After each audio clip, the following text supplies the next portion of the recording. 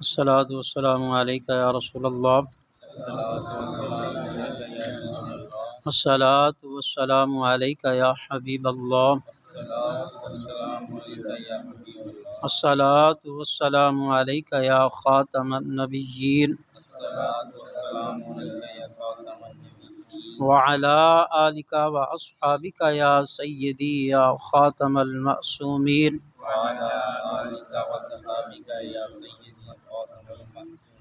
نویت سنت الاعتکاف۔ آج بھی ہمارا جو سبق ہے آداب زبان، تو عقیدے کی حفاظت کے لیے جو کریم آقا صلی اللہ علیہ وسلم نے جو ہمیں آداب زبان سکھائے ہیں، ان میں سے پہلا جو ادب ہے وہ ہے اللہ تعالیٰ کا حق پہچاننا۔ وہ کس لیے؟ اس کی ذات، صفات، اس کی تعلیمات کا ذکر کرتے ہوئے ادب سے بولنا، اس کا حکم ہو اور ہم کہیں کہ یہ بڑا سخت ہے، اس پہ توجہ کیجیے گا۔ اللہ کا حکم ہو اور ہم کہیں کہ یہ بڑا سخت ہے، جو اللہ نے قرآن میں سزاؤں کا ذکر کیا ہے اس کے بارے میں ہم کہیں کہ یہ حقوقی انسانیت کے خلاف ہے، تو جو اللہ نے ہمیں نظام دیا ہے اس نظام کے بارے میں معاذ اللہ ہم کہیں کہ یہ پرانا نظام ہے، تو ان الفاظ جب ہم یہ بولیں گے تو بندہ ایمان سے فارغ ہو جائے گا، تو بندہ کفر میں چلا جائے گا، کفر کی وادی میں دھکیل دیا جائے گا، اور اپنی طرف سے وہ کہے کہ میں بہت بڑا ہوں، پڑھا لکھا ہوں، میرے جیسا کوئی بندہ نہیں ہے، یہ تو نئی روشنی کی باتیں میں کرتا ہوں، یہ نئی باتیں ہیں، پرانی باتیں تم نے کہاں سے لے لی ہیں، یہ پرانی خبریں ہیں۔ جو اللہ کے احکام ہوں، معاذ اللہ نعوذ باللہ من ذالک، جو اگر وہ کہے کہ یہ پرانی خبریں ہیں، جب اس طرح کی باتیں وہ کرے، اللہ خالق و مالک پر وہ تنقید کرے کہ مجھ یہ اتنا علم ہے، میں تو نئی علم کی باتیں کرتا ہوں، نئی روشنی کی باتیں کرتا ہوں، تو ایسے سمجھیں کہ وہ اللہ خالق و مالک پر تنقید کر رہا ہے۔ جو اپنے مالک کے بارے ایسا بول رہا ہے، جو اپنے خالق کے بارے ایسا بول رہا ہے، رب ذوالجلال کے بارے وہ زبان کھول رہا ہے، تو وہ سمجھیں وہ ہلاکت میں چلا گیا ہے، وہ بندہ ہلاکت میں چلا گیا ہے اور کفر ہے، کفر کی وادی میں وہ چلا گیا ہے، وہ ایمان سے فارغ ہے۔ اللہ خالق و مالک تو اتنا کریم ہے، کریم آقا صلی اللہ علیہ وسلم کے بارے جو ہمیں اللہ نے ادب سکھایا ہے۔ قرآن کی آیت ہے، اللہ خالق کائنات نے فرمایا لا تقولوا راعنا وقولوا انظرنا۔ یہ جو کافر تھے نا، یہ قرآن کی آیت ہے، لا تقولوا راعنا۔ صحابہ کرام بھی سرکار کی بارگاہ میں یہی عرض کرتے تھے، راعنا لا تقولوا راعنا، سوہنیا مہربانی فرمائیں۔ اس کا ایک معنی یہ خراب بھی بنتا ہے، راعنا کا معنی ایک خراب بھی بنتا ہے، تو جو کافر تھے وہ اس کو گالی سمجھتے تھے، راعنا کو وہ کہتے کہ یہ ایک گالی ہے، تو سرکار مدینہ صلی اللہ علیہ وسلم کے بارے میں ایسے الفاظ بولتے تھے۔ تو جب ان کا یہ طریقہ بنا تو اللہ خالق کائنات نے اس آیت کی ان الفاظ پر پابندی لگا دی، فرمایا اب راعنا نہیں کہنا، بلکہ کیا کہنا، انظرنا۔ انظرنا کا مطلب کیا ہے؟ یا رسول اللہ نظر کرم کیجیے، نظر رحمت کیجیے، یا رسول اللہ مہربانی فرمائیے۔ راعنا پر اللہ نے پابندی لگا دی، فرمایا کہ جو اگر تمہاری زبان میں، حالانکہ ایسا نہیں ہے، یہ قرآن کے الفاظ ہیں، لیکن صرف ان کی سوچ، ان کا خیال کہ ہمارے یہ معاشرہ جو ہے اس میں ایسا بولا جاتا ہے، اس کو گالی کہتے ہیں، تو اللہ نے اس لفظ پر پابندی لگا دی، فرمایا اب راعنا نہیں کہنا، بلکہ اب یوں کہنا انظرنا، سونیا نظر کرم فرمائیے اور نظر رحمت فرمائیے۔ یہ آداب جو ہے ہمیں اللہ سکھا رہا ہے، کس کے بارے میں؟ کریم آقا صلی اللہ علیہ وسلم کے بارے میں۔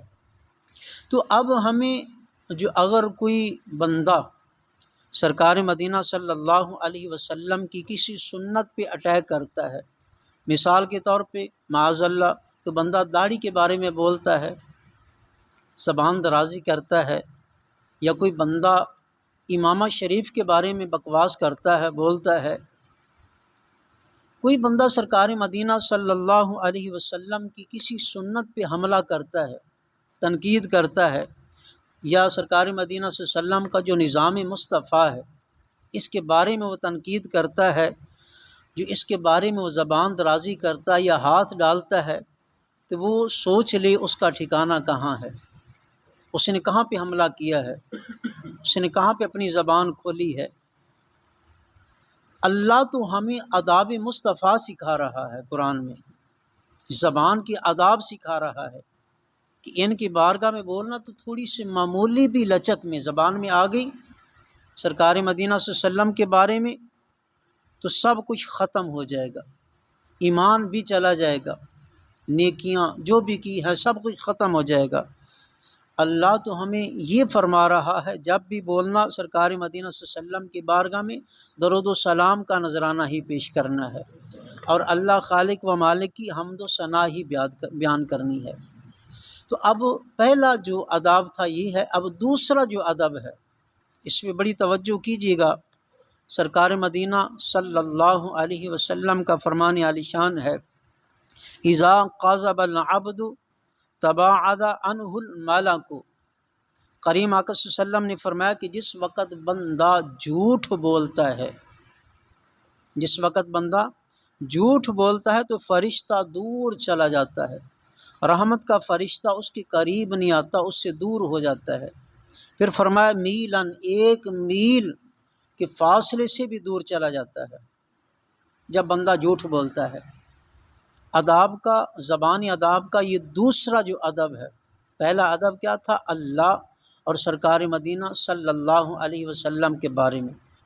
اب جو دوسرا طریقہ، دوسرا ادب جو سرکار مدینہ صلی اللہ علیہ وسلم نے ہمیں بتایا ہے کہ جھوٹ نہیں بولنا۔ جب جھوٹ بولو گے تو کیا ہوگا؟ اللہ کا جو فرشتہ ہے نا، رحمت کا فرشتہ، وہ دور ہو جائے گا۔ کتنے میلاً، کہ میل کے فاصلے سے بھی زیادہ دور چلا جائے گا۔ آگے جو حدیث مبارکہ کے الفاظ ہیں، کریم آقا صلی اللہ علیہ وسلم نے جو آگے فرمایا، من نتنی ما جاء بہ، کریم آقا صلی اللہ علیہ وسلم نے فرمایا کہ جب بندہ جھوٹ بولتا ہے تو اس کے منہ سے اتنی بدبو آتی ہے کہ فرشتہ قریب بھی نہیں آتا۔ اب سوچئے کہ جب بندہ جھوٹ بولتا ہے فرشتہ دور کیوں ہوتا ہے؟ تو سرکار مدینہ صلی اللہ علیہ وسلم نے فرمایا کہ اس کے منہ سے بدبو آتی ہے تو اللہ کی رحمت کے فرشتے قریب نہیں آتے، اس بدبو سے وہ دور ہو جاتے ہیں۔ تو جو بندہ رحمت کے سامان میں تھا، رحمت کے سائے میں تھا، اللہ کے فرشتے جن کے لیے رحمت بن کر آئے تھے، جن کے لیے رحمت کے پر بچھائے تھے، اب دیکھ لیجئے کہ وہی فرشتے دور ہو گئے ہیں۔ کیوں؟ اس سے نفرت کر رہے ہیں۔ کس لیے کر رہے ہیں؟ کہ بندے نے کیا کیا ہے؟ کون سا عمل کیا؟ زبان سے جھوٹ ہی بولا ہے نا۔ ہم تو یہی سمجھتے ہیں کہ جھوٹ کوئی معمولی سا گناہ نہیں ہے، یہ تو گناہ ہی نہیں ہے، اکثر ایسے معاشرے میں ایسا ہوتا ہے۔ لیکن جو اگر ہم سرکار مدینہ صلی اللہ علیہ وسلم کا یہ فرمان پڑھیں، علم پڑھیں، تو پھر پتہ چلتا ہے کہ معمولی سی گناہ ہوتا ہے، جھوٹ ہی زبان کی حرکت ہی ہوتی ہے نا، کہ اس کا نقصان کتنا ہے، کتنا بڑا اس کا نقصان ہے۔ اس کو معمولی نہیں سمجھنا چاہیے۔ جب جھوٹ بولیں گے تو منہ سے کتنی بدبو آئے گی، فرشتے تک دور چلے جائیں گے، اور اس کے بعد میل ہاں کے فاصلے سے دور چلے جائیں گے۔ اب جو ہمارے معاشرے میں پہلے نمبر پہ ابتدائی دور میں جو دیکھا جاتا ہے کہ والدین بچے کو کس طرح پرورش کرتے ہیں، جو اگر ہم اپنے گھر میں یہ ماحول بنائیں، یہ درس سنائیں، تو انشاءاللہ اس گناہ سے بچیں گے، محفوظ رہیں گے، ہمارے بچوں کی تربیت بھی اچھی ہوگی۔ اکثر دیکھا جاتا ہے کہ والدہ ہے یا والد ہے یا بڑا بھائی ہے یا چاچا ہے، ماموں ہے، رشتے میں کوئی بھی لگتا ہے، جو آتا ہے بچے کو ایک مٹھی خالی جیب میں ہاتھ ڈالتے ہیں، خالی مٹھی کر کے سامنے کا، آؤ بیٹا یہ لیں، آپ کے لیے کوئی چیز ہے، حالانکہ مٹھی میں کچھ بھی نہیں ہوتا، لیکن بچے کو وہ جھوٹ بول رہا ہے۔ ایک یہ بھی گناہ ہے۔ جب بچہ قریب آئے گا وہ تو لالچ میں آئے گا نا، لیکن آگے مٹھی میں کچھ نہیں ہے، اب اس جھوٹ کا اثر بچے پہ کیا پڑے گا، اب اس پہ تھوڑا سا غور کرنا ہے۔ اور حدیث مبارکہ کے اگلے الفاظ جو سرکار مدینہ صلی اللہ علیہ وسلم نے فرمایا، کفا بالمرء قاذبا ان یحدث بکل ما سمع، سرکار پاک نے فرمایا کہ بندے کے جھوٹا ہونے کے لیے صرف یہی کافی ہے کہ جو سنے وہی سنا دے۔ اب تھوڑی سی توجہ کرو گے پھر سمجھ آئے گا یہ مسئلہ کیا ہے۔ سرکار پاک نے فرمایا کہ بندے کے لیے جھوٹا ہونے کے لیے یہی کافی ہے۔ مثال کے طور پہ رضوان نے مجھے کوئی بات کی ہے کہ میں نے فلاں سے سنی ہے، اب میں نے اس کی تحقیق ہی نہیں کی، جو نے مجھے رضوان نے جو بات بتائی ہے میں نے اس کی تحقیق ہی نہیں کی، آگے میں نے آپ کو سنا دی ہے۔ سرکار پاک نے فرمایا کہ یہ بندہ جھوٹا ہونے کے لیے یہی کافی ہے، یہ بندہ جھوٹا ہے۔ سچ کب ہوگا؟ جب ہم کسی سے بات سنیں گے، جو سنا رہا ہے اس کو دیکھیں گے، آگے اس سے پوچھیں گے آپ نے کس سے سنی ہے بھائی، یہ آپ نے کہاں سے پڑھی ہے؟ پھر اگلا جو راوی ہے اس سے دیکھیں گے وہ کیسا بندہ ہے، کیا وہ بندہ جھوٹا تو نہیں ہے؟ جو جھوٹا ہے تو پھر بات بھی جھوٹی ہوگی۔ کیا بندہ وہ نیک صالح ہے؟ پھر ہم اس کے پاس جائیں گے، ایک تو اس کی زیارت کریں گے، اس کی صحبت میں کچھ دیر بیٹھیں گے، پھر ہم اس سے یہی سوال کریں گے کیا ہم نے یہ ہم نے بات سنی ہے، کیا یہ بات سچی ہے یا جھوٹی ہے؟ جب ہم اس سے تحقیق کر لیں گے واقعتاً یہ بات ایسی ہے، پھر وہ بات آگے بیان کریں گے۔ جو اگر سنی سنائی بات کو آگے بیان کر دیں گے تو سرکار مدینہ صلی اللہ علیہ وسلم نے فرمایا یہ بندہ بھی جھوٹا ہے، اور فرمایا جو اگر کسی بندے کو دیکھنا ہو کہ یہ بندہ جھوٹا یا سچا ہے، وہ سنی سنائی بات آگے کر دے گا، وہ بندہ جھوٹا ہے، اس کو دیکھ لیں۔ اب حدیث مبارکہ کے جو اگلے الفاظ ہیں اور ہمارے لیے جو لمحہ فکریہ بھی ہے، سرکار مدینہ صلی اللہ علیہ وسلم نے فرمایا کہ ان میں بہت ساری احتیاط ضروری ہے۔ اب ہمارے معاشرے میں ایسا بھی ہے، ایک بندہ دکان پہ بیٹھا ہے صبح سے شام تک، وہ کتنے جھوٹ بول رہا ہے۔ آج تو ہر چیز میں ملاوٹ ہے، تیل ہے اس میں ہے، دکاندار کی کون سی چیز ہے جس میں ملاوٹ نہیں ہے؟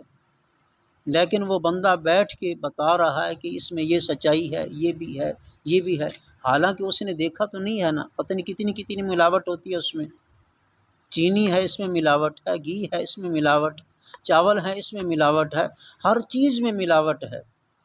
اور دوسرے نمبر پہ تھوڑا جا آ جائیں، اکثر بسوں میں سفر بھی ہوتا ہے، وہاں پہ کنڈکٹروں کو دیکھ لیں وہ کتنے جھوٹ بولتے ہیں، جانا کہاں ہوتا ہے بتاتے کہاں ہیں، ٹائم کس پہ جاتے ہیں بتاتے کون سا ٹائم ہے، کتنے بڑے بڑے جھوٹ بولے جا رہے ہیں اس معاشرے میں۔ زبان کا جو دوسرا ادب سرکار مدینہ صلی اللہ علیہ وسلم نے ہمیں بتایا ہے، اس میں کیا، جب بندہ جھوٹ بولتا ہے تو اللہ کی رحمت کے فرشتے جو آئے ہوتے ہیں وہ میلوں ہاں دور چلے جاتے ہیں۔ کس لیے؟ کہ اس کی زبان سے بدبو ہی اتنی آ رہی ہے، بہت زیادہ اس کی زبان سے بدبو آ رہی ہے۔ اب حدیث مبارکہ کے جو آخری الفاظ ہیں، سرکار مدینہ صلی اللہ علیہ وسلم نے فرمایا کہ کل قیامت والے دن جو بندہ جھوٹ بولنے والا ہے نا، یہ میں نے تو مختصر سا ہم نے حدیث مبارکہ پڑھی ہے، اس کی تشریح کریں، وضاحت کریں، اور بہت ساری باتیں ہیں، لیکن جو اگر ہم تھوڑی سی توجہ کر لیں گے تو خود بخود ہی سمجھ جائیں گے، اشارتاً کچھ باتیں کی ہیں۔ اب سرکار مدینہ صلی اللہ علیہ وسلم نے فرمایا کہ جو بندہ جھوٹ بولتا ہے قیامت کے دن اس کی پہچان کیا ہوگی؟ آج ہم تو لوگوں کی نظروں میں بہت سچے بن جاتے ہیں نا، لیکن قیامت والے دن ہے وہ بندہ چھپے گا نہیں۔ سرکار مدینہ صلی اللہ علیہ وسلم نے فرمایا کہ اس کی پشت میں، اس کی کمر کی پیچھے ایک بہت بڑا جھنڈا ہوگا، اور اس پہ لکھا ہوگا یہ بندہ جھوٹا ہے، اور ہر بندہ اسے دیکھے گا اور پہچانے گا یہ تو فلاں بندہ ہے، دنیا میں تو بہت سچا بندہ تھا، آج اسی کیا ہوا؟ اس دن وہ پردے اٹھ جائیں گے، اس نے جو جھوٹ بولے ہوں گے اس دن پردے اٹھیں گے، اور جھنڈے پہ لکھا ہوگا یہ بندہ جھوٹا ہے، اس کی یہ پہچان ہوگی۔ اور فرمایا جو بندہ سچا ہوگا ہمیشہ سچ بولے گا۔